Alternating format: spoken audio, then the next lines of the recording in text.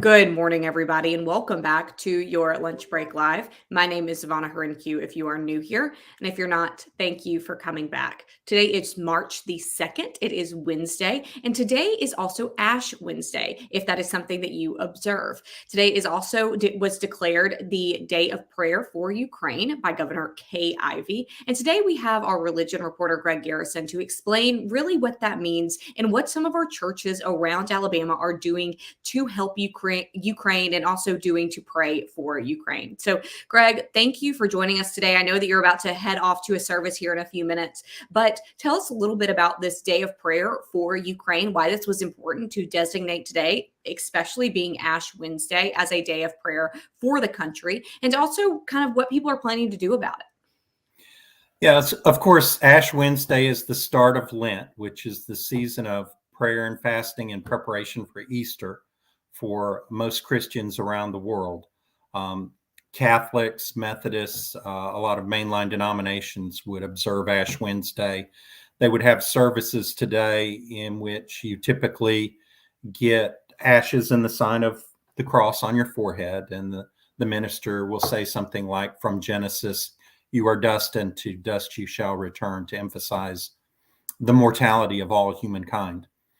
And so a lot of religious leaders and political leaders, including Governor Ivey, thought today would be a good day to ask everyone to pray for Ukraine, because a lot of people will be praying anyway.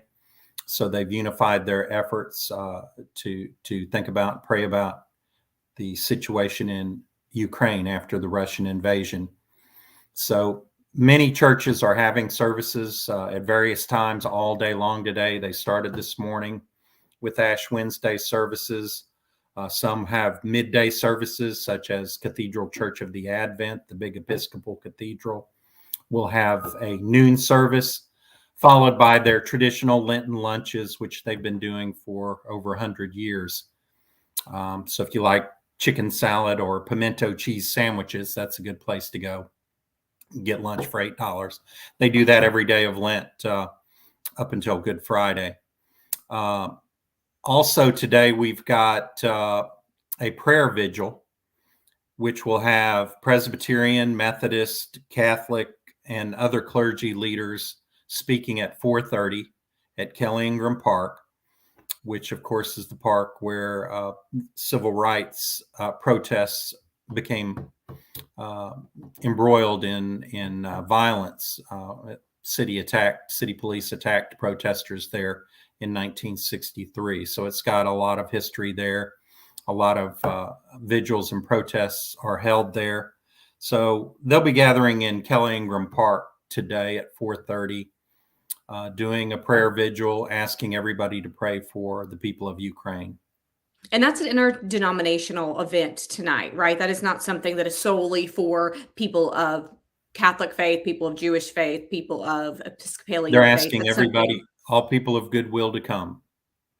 Got it. And again, that is if you are located in Birmingham. That's at 4:30, as you said, at Kelly Ingram Park, which we know is a civil rights iconic site there in downtown Birmingham. Now, Greg, you mentioned earlier that this was something, Ukraine was something that churches have been praying for. That is something that we've heard over the last couple of days, I guess week almost at this point, since that Russian invasion started. But today, with the governor's declaration and with other leaders' declaration of it being a day of prayer for Ukraine, it's just essentially a symbolic move to say, look, we know that our people of faith were probably already praying for them, but we're going to recognize this specifically and talk about it today. Is that fair to say?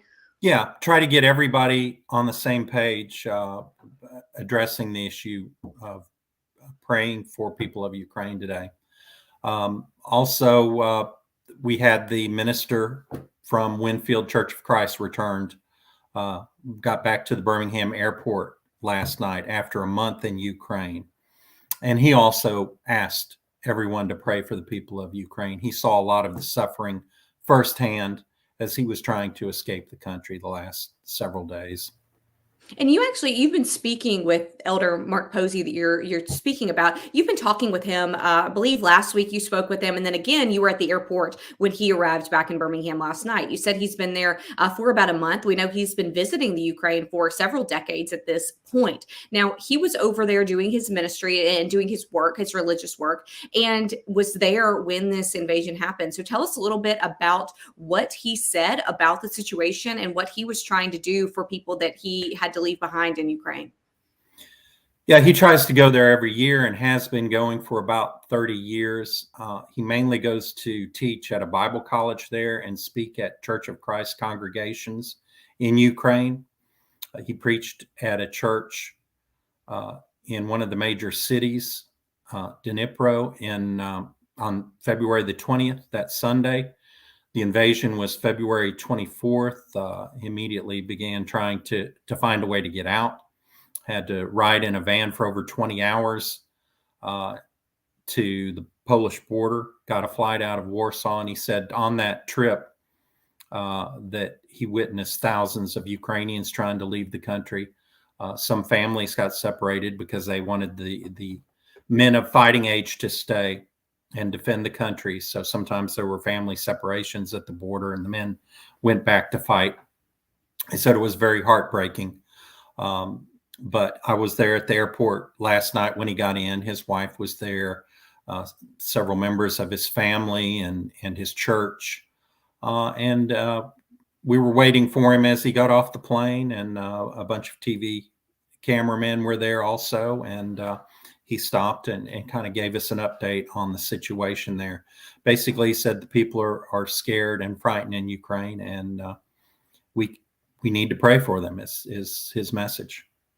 Well, and I've got your story that you have written about his return last night in front of me. And here's a quote from Elder Mark Posey that you quoted him. He said, quote, "My heart is still in Ukraine. The people are hurting. They are suffering. They're scared. We're going to continue to help them. We love them." That's the end quote there. So tell us a little bit about what Mark Posey said that he's going to do to help the people that are still stuck in Ukraine, and also maybe what his congregation or his church is planning to do today on this day of prayer for the country.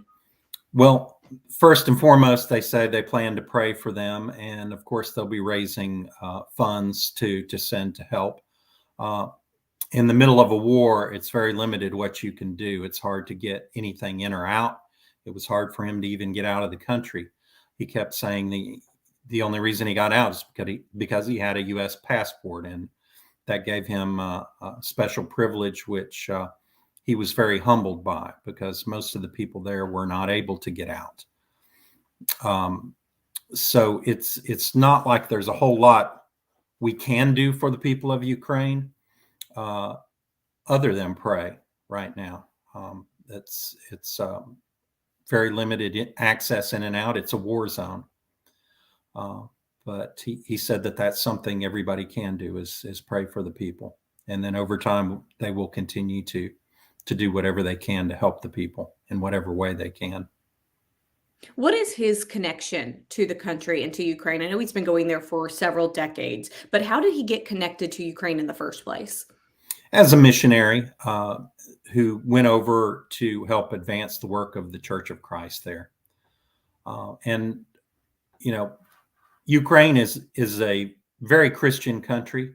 It is predominantly Orthodox. So they would tend to be Ukrainian Orthodox, which is Eastern Orthodoxy, same as the Russian Orthodox Church. There's a fairly large Catholic population in Ukraine of about 4 to 5 million people, just under 10% of the population. EWTN, which is based here in Birmingham in Alabama, has a network in Ukraine called EWTN Ukraine, and they're continuing to work there, doing broadcasts of services from their chapels. So his connection is simply that he was a missionary who makes trips there to help people every year. He stops in at children's homes, works with rehabilitation centers, preaches at Church of Christ congregations there, helps get churches started, that type of thing. Well, we know Alabama actually has a lot of connections similar to Elder Mark Posey's to Ukraine, also with Birmingham being a sister city to Venezia there. There are a lot of connections here that maybe some people didn't know about until this war started last week. Now, one other thing I want to ask you, Greg, before we let you go off to the next service that you're headed to, what have you heard this morning from other services and programs from different pastors and people who are putting on these services about their prayers for Ukraine? What have you heard them say? Has it been emotional? Or what is your takeaway there? Well, I think what I would expect today at all the services where a minister would talk would be that they would mention Ukraine and ask for prayers for Ukraine during the Ash Wednesday services. So I'll be headed over shortly to the noon service at Cathedral Church of the Advent, where the Episcopal Bishop Glenda Curry will be speaking. I'm sure she'll address this. And then she will also speak at the prayer vigil today at 4:30. And I'll be out there for that also. So many people will be attending services at their churches if they have Ash Wednesday services. Looks like there's a lot ahead today for people of faith, people who are attending these services throughout the day, and then people who are planning to attend that prayer vigil tonight at 4:30 again in Birmingham's Kelly Ingram Park. Seems like there will be a lot of prayers going up for Ukraine today. Greg, thank you so much for your insight here and for your reporting on all of this. And I know you've got to get off to the next service that you're covering here, so good luck there. And again, thank you for your insight. A blessed Ash Wednesday to everybody. Absolutely. And everybody, we will see you actually on Friday. I will not see you tomorrow, but I will see you on Friday. Have a good one.